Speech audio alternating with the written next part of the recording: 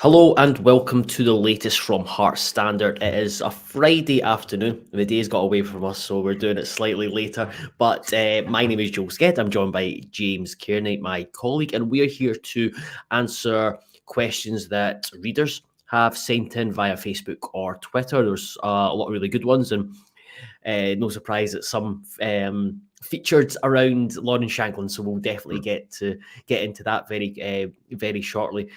Just a word looking ahead. This is available obviously on Twitter, Facebook, and YouTube, but we're also available as a podcast. It's across Spotify, iTunes, and Google Podcasts as well. And it seems like a lot of people have been listening via the podcast, which is great.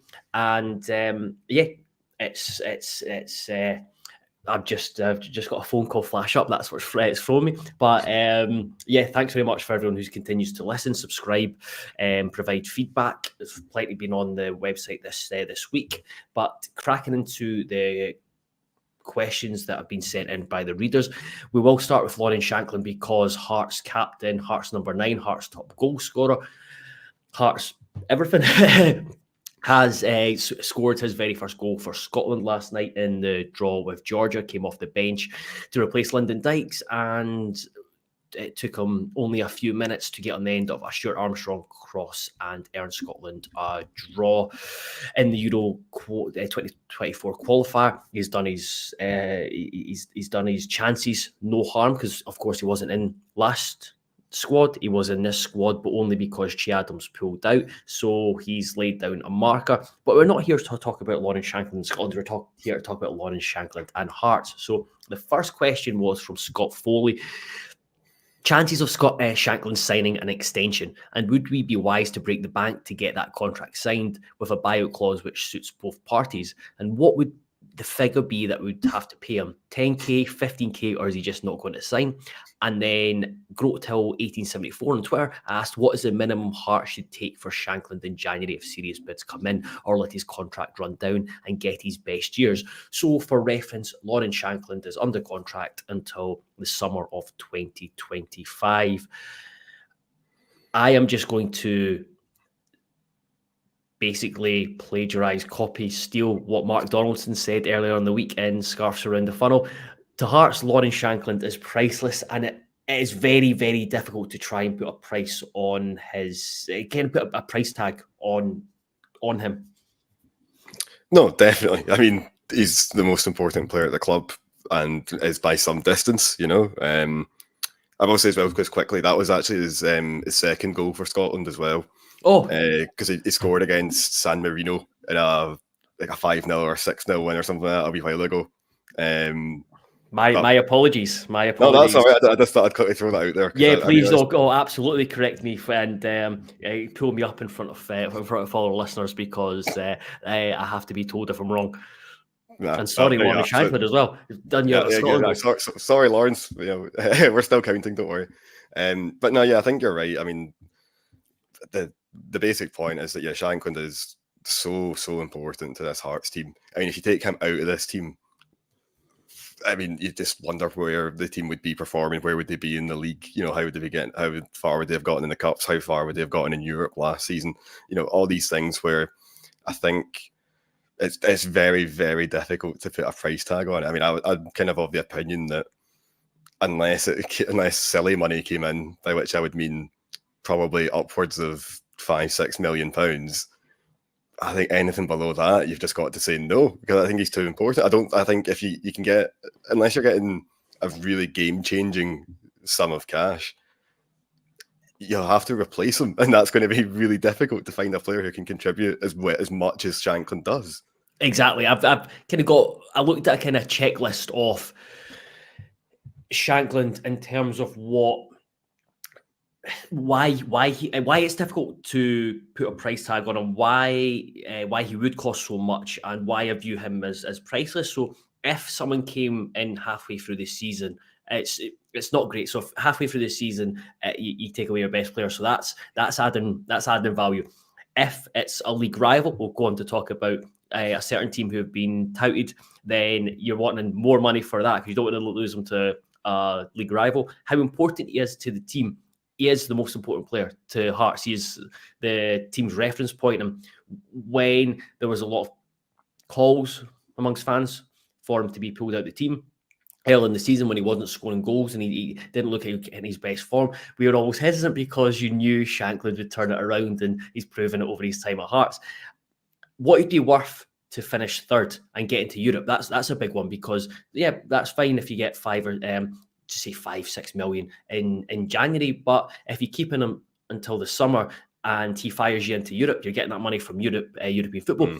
We know how much money Hearts could now get in the future because we've seen the accounts, and we talked about that on Wednesday. And then when you get to the summer, having qualified for Europe, then you maybe do sell him again if other suitors come in for him, and he might have gone to Euro 2024 and impressed for Scotland. So there's all these angles for it. So if it gets to January, like you said, James, it would take a ridiculous offer, I think, to take him away from Hearts. And we've already seen or heard kind of the drums beating around Shankland and potentially Rangers coming in for him. It is very predictable, and I'd imagine that they will get louder and louder when we play Rangers at the start of December, which always seems par for the course. Don't get me wrong, I understand it. I was of the view in the summer that thankfully Shankland didn't stay, but I was like, if there's a team I'm concerned about him leaving for, it's Rangers, because if I was in charge of recruitment at Rangers, I'd be thinking, why am I spending all this money on Sam Lammers and Cyril Dessers when I could go and put a big offer into Hearts and guarantee 20 at Rangers? You're looking 25 plus goals a season. He could fill that Chris Boyd role that he'd had for a number of years, where he maybe didn't start in Europe or the big games, but he guaranteed them goals, and he was also still a very underrated striker.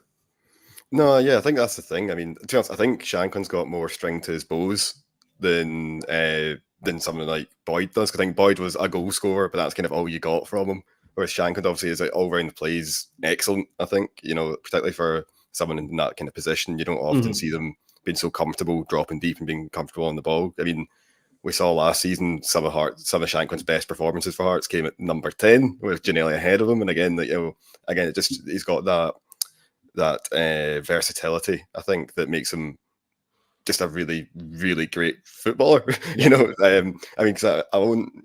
I've got a piece coming out at some point in the next few days, so I'll try and keep my powder dry. But I'll just point out, I was looking at Hearts goal scorers since the turn of the century in terms of their kind of goals per 90, and there's only one player who outperforms Shankland since the turn of the century. Can you guess who that is, Joe? Gennaro Zifik. Correct, yes, because again, he burned brightly but briefly, because he got 12 goals in 15 games, whereas Shankland's obviously doing it over a slightly longer haul. So I think that, that alone should show you just how important he is. I mean, Hearts have had some good strikers over the years, over the last 10, 20 years. Had some good players in there, guys like Kyle Lafferty, Andreas Velichka, like guys who have scored a lot of goals. But as I said, Ricardo Fuller, Mark De Vries, Lee Miller, Edgar Shankauskas. They're all there as well. And again, like Shankland's comfortably outperforming both of them. I mean, all these guys. I mean, even like someone like Liam Boyce, who's a good player for Hearts. Shankland contributes goals about twice as regularly as Boyce does, and Boyce is a good player. So again, it just shows you this: Shankland is not only the best Hearts striker currently, but there's a good argument to be made that he's the best since the turn of the century, I think. And I think because of that, when you take into account that context, you go, well, what kind of transfer fee would make that worth it? Losing out on a player of that quality? I'd be inclined to say there's not much until we start getting into silly money territory, to be honest. And kind of bringing it back to a couple of the questions in terms of running his contract down. Then you get into kind of balancing act, because you wouldn't want to lose him for nothing, but at the same time, if you keep him, and he's the difference between finishing third this season and keep him again next season, and he does fires Hearts to third again, then that's worth more than selling him next summer, almost, again, depending on the size of offer as well. And you made a really good point earlier on that it's something I spoke to Joe Savage about this, is that it's all well and good selling a player, getting a lot of money in them, but then it's actually trying to replace him within the squad with a certain similar profile, and people thinking, oh, we've got 5-6 million in the bank, but Hearts, I don't think Hearts can spend 4 million on a player, because he comes with £4 million worth of wages, which a £4 million player, his wages are astronomically higher than teammates. So it's that balancing act. Then teams know you've got all this money, so it's a very kind of tough situation. And if you had to ask, would Shankland extend his deal? How much would it cost? That's just pie in the sky speculation. Shankland would think he wants to. I don't think he would want to put pen to paper before the Euros, because again, the Euros is a great window for him to showcase his talent, and I think it would take 10-15 grand a week off, or potentially to take him down. So there's a lot of things flying around with Shankland, but the bottom line is he is vitally important to Hearts, the most important player, the team's reference point. And on the flip side, I think it would take silly money for Hearts to go, you know what, we'll sell him, especially if it was halfway through the season, which again is probably not the club would probably be aware of the optics. They would have to go, right, sorry, we had to sell him because we got a daft £8-9 million offer, which I think Hearts fans would go, okay, that's fair. Yeah.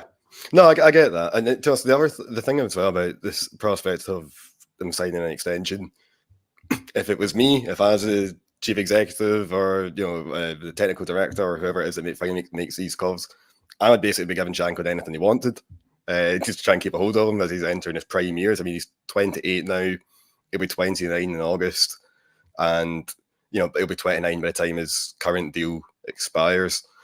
The thing for me then, the thing that gives me alarm bells is the fact is that age.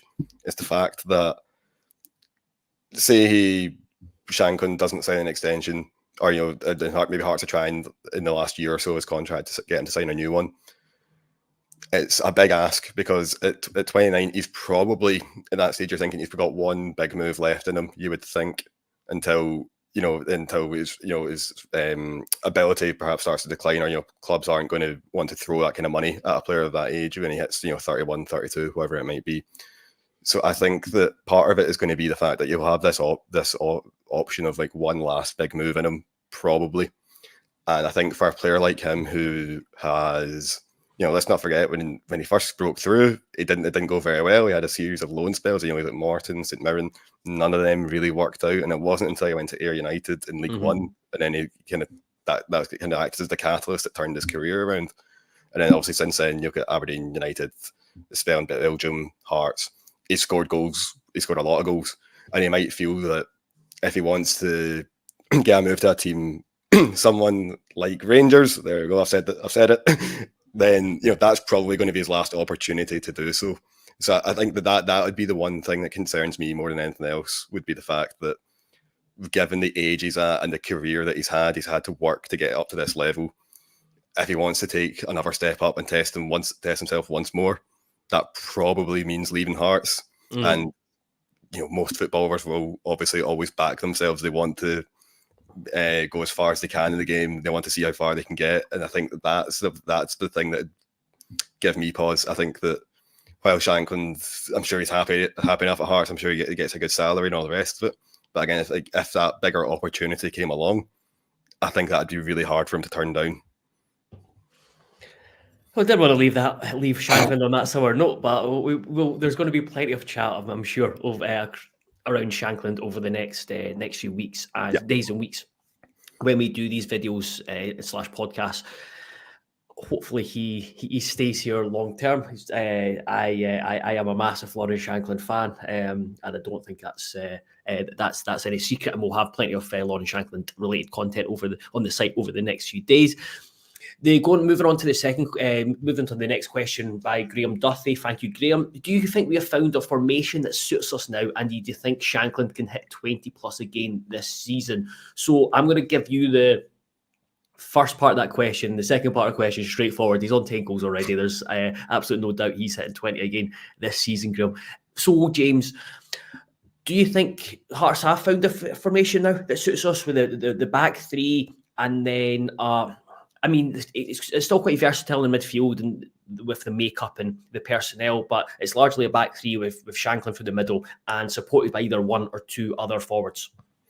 Yeah, no, to be honest, I think I've been really impressed with the team structure, to be honest. I thought particularly, obviously, against Motherwell, team looked great, team performed really well. Okay, part of that's perhaps because they're up against a poorly performing Motherwell side at present, but you can only play who's in front of you, and I was really impressed. And I do really like this shape, actually. I think the back three provides that extra bit of defensive solidity, as we've spoken about plenty of times. But for me, it's the midfield that's really been catching my eye. And again, this is something that I think I'm going to go on to write about at some point in the next few days. So I'll try not to spill the beans too much.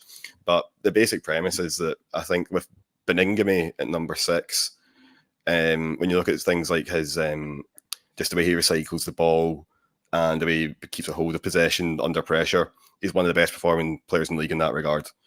At the right centre mid, if you've got some Cammy Devlin in there, as Tom Irving pointed out in one of his pieces for the site, again, he's one of the highest performing midfielders in the league in terms of winning the ball back and the recoveries. Yep. And then on the other side... just with when you say Devlin, I was looking at it because when I was doing a piece on Lowry, no one wins the ball in the opposition half more in the league on a more regular basis than Cammy Devlin. Yeah, exactly. I mean, yeah, his off the ball numbers are really impressive. You know, they're really impressive. Obviously, there's been some discipline issues there. That's perhaps why he's not been playing as regularly as supporters might maybe think. And when you say discipline issues, just to clarify, that's you're suggesting that because of the yellow cards. There's nothing happening. Yes, sorry. Yes, absolutely. I don't know what he gets up to behind closed doors, but I mean on the park, yeah. So I think on the right side mid, he provides a really nice option there in terms of someone who can win the ball back. And then on the left, I think if you've got Alex Lowry in that role where he's given that license to get a little bit further forward to really pull the strings, get on the ball and try things. And again, when you look at his stats compared to the rest of the league in terms of midfielders, again, he's one of the most creative players in the league. So I think that midfield three has actually got a really nice balance to it. Yeah. I think when you've got Beningame doing the ball retention stuff, Devlin winning the ball back, and Lowry creating, like I think if you put those three together, that has the potential to be one of the best midfields in Scotland. Yeah, and you have to bring in Nieuwenhof as well, because Devlin's of course not been recently playing. Nieuwenhof has shown that side of his ability to win the ball back. He's been perhaps the most inconsistent of the players we've mentioned, just because he's came in, started as a number 10, obviously not his possession against St Johnstone, then fell out the team injury and just kind of adapting. Then he came back in the team, had strong performances, had a couple of weaker performances, back to strong, and again he was back to some of his best against Motherwell. So you have got those two options, like him and Devlin aside with Devlin. So you've got that nice balance, like you said. Lowry's vital. That's a big thing. I think you need to play two of Devlin in most games, two of Devlin and Devlin, Beningame and Nieuwenhof. I think playing like all three of them is just like overkill, because Hearts have so much of the ball, and the vast majority of games Hearts will have so much of the ball. That's where you need someone like Lowry. Wrote it on the site how important he is, how integral he is to this Hearts team at the moment, because he carries the ball forward, because he drives with the ball, he takes players on, he takes higher risk passes. Yes, not a lot of times they won't come off. His passing success rate isn't great, but that's because he tries those harder passes. And Hearts need someone like that in midfield, because we have so much of the ball come up against teams with low defensive lines. And that's, I think you make a really good point about that balance in midfield, and also there's also the balance at the back with I think it suits Rolls, and it certainly suits Kent. Kingsley's been fine at right centre back. The issue is, I find, with right wing back, but then you've got two options there. You've got a more defensive option in Sibic and Forrest, who's probably maybe not trusted in bigger games to fulfill that role, but that's kind of one slight issue. Whereas the rest of the team, you probably get more out of them in that formation. I think so, yeah. I mean, I think the back three gives the likes of Cochrane, and if it's say Forrest on the right side, gives them more license to get forward, get into forward areas, which is where they're dangerous. That's what they're good at. Again, I just think as well, it really does provide that extra degree of kind of security and control. I think having like a midfield three with a number 6 in it, sitting in front of the back three, I think it's all of a sudden Hearts become really difficult to break down. Mm-hmm. I think we've seen that. I think even the game against Motherwell last week, I remember there was that moment quite early on in the game when Frankie Kent kind of made a hash of a back pass. But apart from that, in the last kind of 5-10 minutes when Motherwell were throwing the kitchen sink, Motherwell didn't really have much of a sniff in that match, So again, I think that shows you the strength of that shape and the kind of security that it provides. And like you say, it allows Cochrane to get forward. He can start whipping balls in the box, get into the dangerous areas. That's what he's good at. The other flip side of it as well is that with Kingsley at right centre back, who I'll be honest, when I first saw that, I wasn't convinced that was going to work. But having watched it over the last few games, I think the occasions when he gets forward as well, sometimes every so often he'll make a kind of underlapping run and just drive right up the park. Again, it just causes havoc because all of a sudden defenders are going, wait, am I picking up him? Do you leave him? And it ends up just, throwing an extra body forward on there who's not meant to be there. It makes life so difficult for the opposition in terms of just marking the men and making sure those little gaps don't appear. So I think, again, from that perspective, it does really suit Hearts' style. I think, like you say, the one problem with that system is probably right wing back. I agree. I think Forrest is probably more of a natural attacker. Civic has struggled in recent weeks, I think, playing in that role. So that's maybe an area where in January Naismith might be tempted to have a look into the market. But so on that, two things. I think Motherwell showed a lot of encouragement because you pointed out in your analysis piece on Monday that there was it was lopsided, but it was still a nice balance to it with the way we use Forrest and the way we use Cochrane. So it shows that there's way to work. I think Forrest is completely fine in games like that where we dominate possession. It's more when we are coming up against was it Celtic, Rangers, or maybe Hibs and Aberdeen. I would still be, but even then I would still be hopeful of seeing Forrest because he provides a more attacking outlet. It's just whether you saw it again with when there was pressure put on, Naismith made the correct decision and put Civic on. And again, Civic, he's not had the best few weeks, but he came on and he did really well.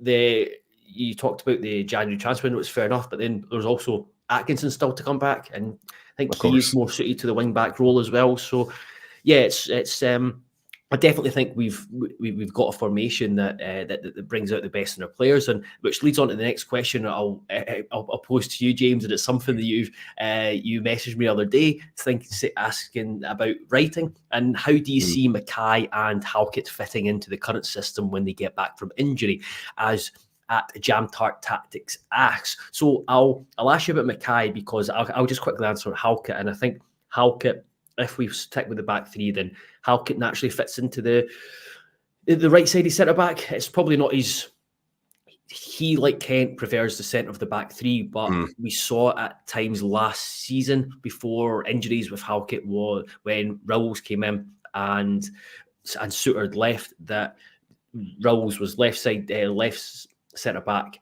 Kingsley played in the middle, and then Halkett was shifted out to right.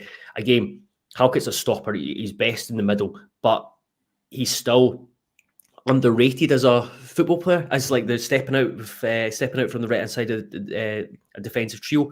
I think he is very underrated in that, and he's fine defending 1-on-1 out in wider areas. It's more coming back from injury. You probably would want to play him in the centre for three just to give him a wee bit more protection as he builds back up. But I don't foresee a huge issue there with Halkett, and I'm going to speak for every Hearts fan saying can't wait to see him back in action. So, James, what about Barrie McKay? You posed an analysis piece to me looking at how Hearts could get Barrie McKay in and whether he would be able to play the kind of left centre midfield position that you talked about with Alex Lowry earlier on. Yeah, so that's basically my thinking, is that you look at Alex Lowry, again, particularly in the game against Motherwell, where he was getting forward, getting into advanced areas, getting a bit more license to push up beyond the rest of the midfield. And the way that the team was structured with a lot of focus going down the right, that then freed up space for him to play in.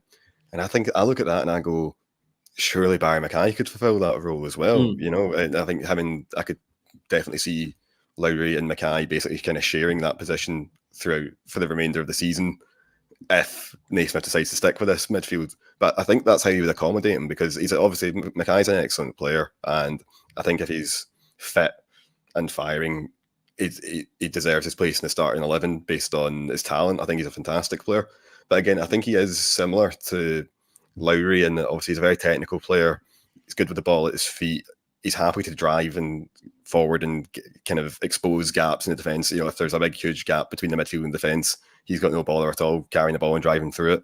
And I think he's got that creativity as well. And I know that at Hearts, he's largely played out in the left wing or occasionally on the other side as well.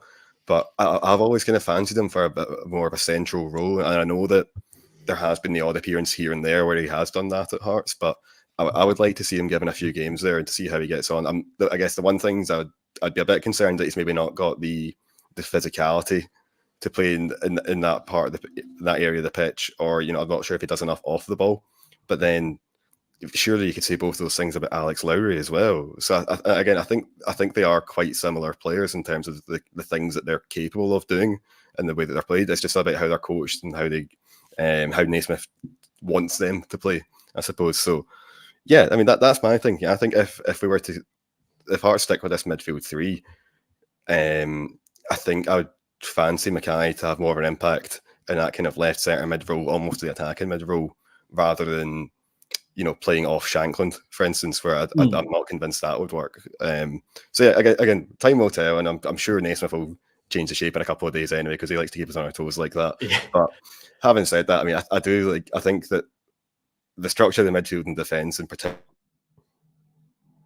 I think that might be a solution as to how you fit McKay into that team.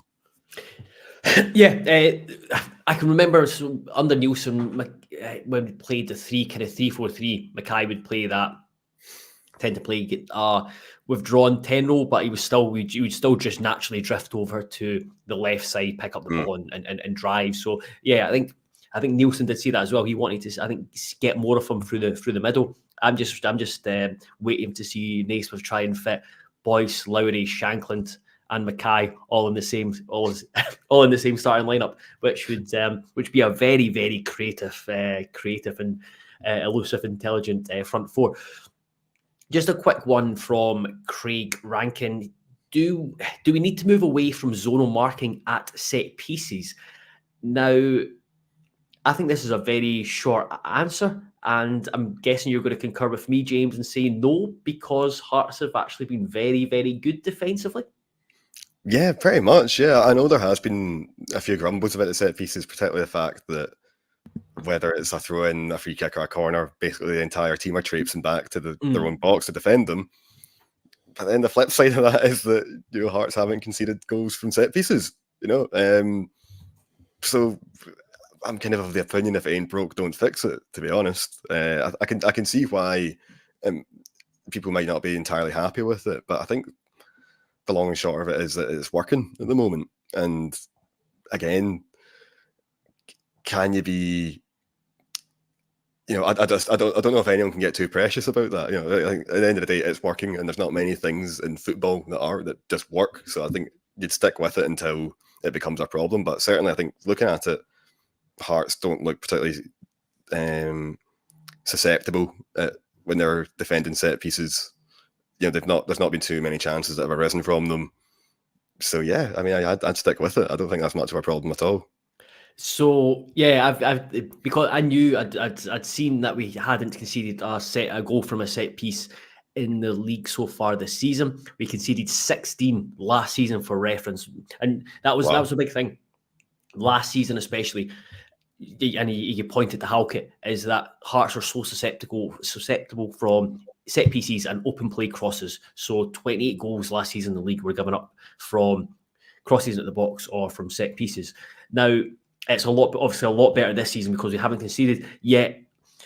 Just looking at I've just brought up the stats there, and that probably been slightly lucky, that side of things, because if we go down the expected goals route, I know it's not everyone's favorite metric, but expected goals conceded from set pieces is actually 4.27. So maybe it does suggest that there's been it could turn. There's been an element of luck there, but yeah, like I said, there's.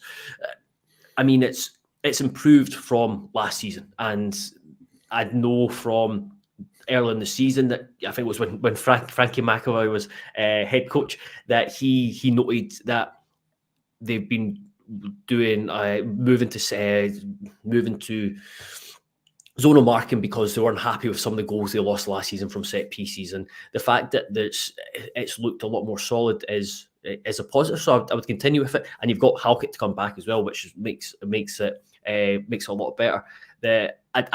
My personal preference is I quite like a hybrid. I like players taking up certain positions around the 6-yard box.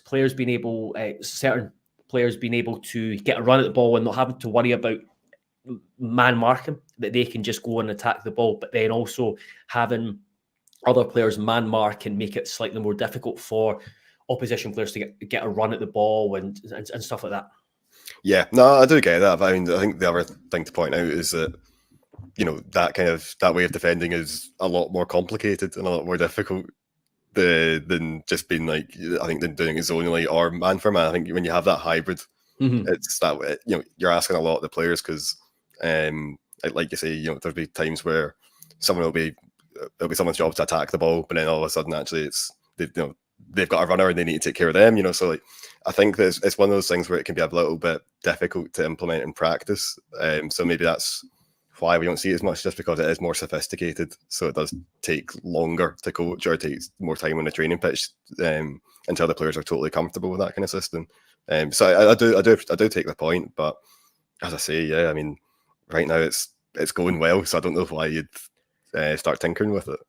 Yeah, and it's interesting because that's something that you talked about bringing players back at set pieces. That's something that's been a Hearts trait for a long time, because I remember Craig Levein used to do it, and I think Nielsen did it at times. And I'm just trying to find an interview I read recently.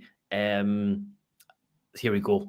It was on Sky Sports, set piece and innovations and busting myths about corners. So Adam Bate, the journalist at Sky Sports, spoke to a specialist set piece coach, and he asked them about why not leave players up for corners. And the guy said a general principle of football is that when you're attacking, you want to create space. When you're defending, you want to restrict space. A good way to restrict space is with bodies. The more bodies inside the 18-yard box, the less space for attackers to run into.